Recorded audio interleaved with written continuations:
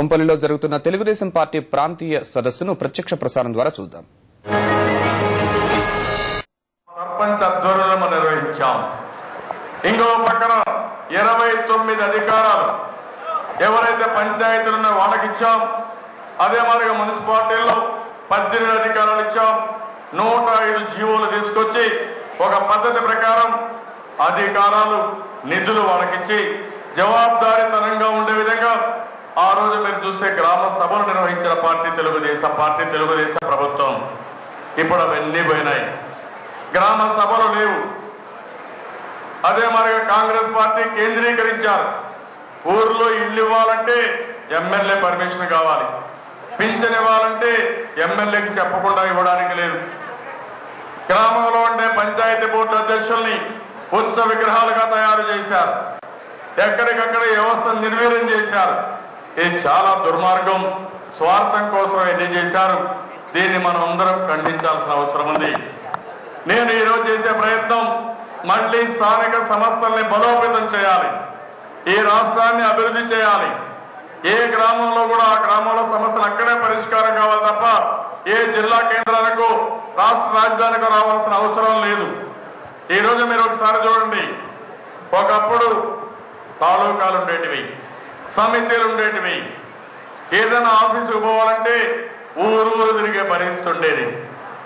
అలాంటి వ్యవస్థకు స్వస్తి పలికి మండల వ్యవస్థను తీసుకొచ్చి మండల కేంద్రంగా అన్ని ఆఫీసులు పెట్టి మండలానికి పోతే అన్ని పనులు సుజావుగా చేయగలిగే శక్తినిచ్చింది, ఆర్గనైజేషన్ ఇచ్చింది మన నాయకుడు ఎన్టీ రామారావు గారు ఇచ్చారు తప్ప ఇంకొకరు కాదు. ఇది దేశంలో ఎక్కడా లేదు. అలాంటి ఆర్గనైజేషన్ తీసుకొచ్చారు. పటేల్ పట్వారీ వ్యవస్థను రద్దు చేసి తెలంగాణ ప్రాంతంలో నిజమైన స్వాతంత్రాన్ని తీసుకొచ్చింది, ప్రజలకు నిజమైన స్వాతంత్రం ఇచ్చింది తెలుగుదేశం పార్టీ ఇచ్చాం. ఇలాంటి వినూత్నమైన కార్యక్రమాలు సింగిల్ విండో పెట్టి అన్ని సేవలు, రైతులకు కావాల్సిన సేవలు, ఒక పక్క రుణాలు కానీ, ఒక పక్క ఎరువులు కానీ, ఇంకొక పక్క విత్తనాలు కానీ అన్ని ఇవ్వాలని చెప్పి మనం ముందుకు పోయాం. ఈరోజు గ్రామాల్లో సచివాలయం పెట్టాం. హైదరాబాద్ లో సెక్రటరీ ఉండడం కాదు, సచివాలయం హైదరాబాద్ లో ఉండడం కాదు, హైదరాబాద్ లో ఉండే సచివాలయం తర్వాత అత్యంత ప్రాముఖ్యత, అదే మాదిరిగా ఒక ప్రాధాన్యత, పవిత్రత ఉండే సచివాలయం గ్రామ స్థాయిలో పెట్టాం. అక్కడ ఆఫీసు పెట్టాం. ఏ వ్యక్తికి ఏ సమస్య ఉన్నా గ్రామ సచివాలయానికి పోతే ఆ సమస్యను పరిష్కారం చేసే విధంగా ఆ రోజు మనం కార్యక్రమాలు పెట్టి ముందుకు తీసుకుపోయాం. ఈ రోజు అవన్నీ కూడా నిర్వీర్యం అయిపోయినాయి. ఈరోజు వ్యవస్థలన్నీ భ్రష్టుపట్టాయి. అసలు రాష్ట్రంలో పరిపాలన లేదు, అందరికీ ఇబ్బందులు వచ్చాయి. ఈరోజు రాష్ట్రంలో మీరు ఒకసారి చూడండి, వ్యవసాయం పూర్తిగా సంక్షోభంలోకి నెట్టేయబడింది. వ్యవసాయదారులు, రైతులు మొత్తం ఇబ్బందుల్లోకి వచ్చారు. ఎక్కడ చూసినా సమస్యల సుడిగుండంలో ఉన్నారు.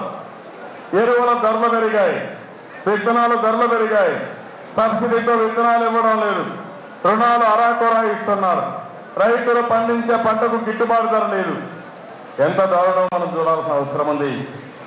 ఈరోజు మీరు ఒకసారి ఆలోచిస్తే తెలుగుదేశం ప్రభుత్వంలో 11,000 కోట్ల రూపాయలు సాగునీటి ప్రాజెక్టులపైన ఖర్చు పెట్టి 12 లక్షల ఎకరాల అదనపు ఆయకట్టు, 18 లక్షల ఎకరాలు గ్యాప్ ఆయకట్టు ఏదైతే ఉందో అవన్నీ అభివృద్ధి చేశాం. 30 లక్షల ఎకరాలు అదనంగా ఆయకట్లు తీసుకొచ్చిన ఘనత తెలుగుదేశం పార్టీది. ఈ రోజు మీరు ఒక్కసారి చూస్తే 2001లో 64,78 లక్షల ఎకరాలు సాగునీటి ఆయకట్లో ఉంటే ఈరోజు 2011కి అది 64 లక్షలకు పడిపోయింది. దగ్గర 24 లక్షల ఎకరాలు ఆయకట్టు తగ్గింది. 85,000 కోట్ల రూపాయలు జలయజ్ఞంలో ఖర్చు పెట్టారు. ఖర్చు పెట్టిన డబ్బులు ఎక్కడికి పోయిందంటే కాంగ్రెస్ నాయకుల జోబుల్లోకి పోయింది. వీళ్ళ పొట్టలు పెంచుకున్నారు తప్ప అసలు పనులు ఎక్కడా జరగలేదు. ఇది యథార్థం. ఆ రోజు కరెంటు తెలంగాణ ప్రాంతంలో వ్యవసాయం కోసం అంత మునుపు చాలా ఇబ్బందులుంటే 9 గంటలంటే గడియారం చూసుకుంటే కరెంట్ ఇచ్చిన ఘనత ఒక్క తెలుగుదేశం పార్టీకి దక్కింది. ఒక్క ఎకరా ఎండిపోకుండా పంటలు కాపాడాం. రైతులు ఇబ్బంది పడకుండా పగటిపూట 7 గంటలు, రాత్రుల్లో 2 గంటల కరెంట్ ఇచ్చి ఇబ్బందులు లేకుండా చేయగలిగాం. గ్రామీణ ప్రాంతాల్లో ట్రాన్స్ఫార్మర్ ఎక్కడైనా కాలిపోతే 24 గంటల్లో ప్రభుత్వం తీసుకొచ్చి, డిపార్ట్మెంట్ తీసుకొచ్చి మళ్ళీ ట్రాన్స్ఫార్మర్లు పెట్టే విధంగా మనం ముందుకు పోయాం. అదే కాదు, అన్ని ప్రాంతాలని, అన్ని గ్రామాలని 24 గంటల కరెంట్ ఇవ్వాలని, వ్యవసాయానికి 9 గంటలు, అదే మాదిరిగా గ్రామానికి 24 గంటల కరెంట్ ఇవ్వాలని సెపరేట్ ఫీడర్లు పెట్టాం. మేజర్ పంచాయతీలు అన్ని ఇవ్వగలిగాం. ఇండస్ట్రీకి ఎక్కడా కరెంటు కోతలేదు. దేశంలో ఎవరు చేయని విధంగా మనం సంస్కరణ తీసుకొచ్చి ఎంత కరెంటు కావాలో అంత కరెంటు ఉత్పత్తి చేసి 94లో కరెంటు లోటు ఉంటే 2004కి మిగులు కరెంటు కానీ మిగులు బడ్జెట్ సాధించిన ఘనత ఒక్క తెలుగుదేశం పార్టీకి దక్కింది.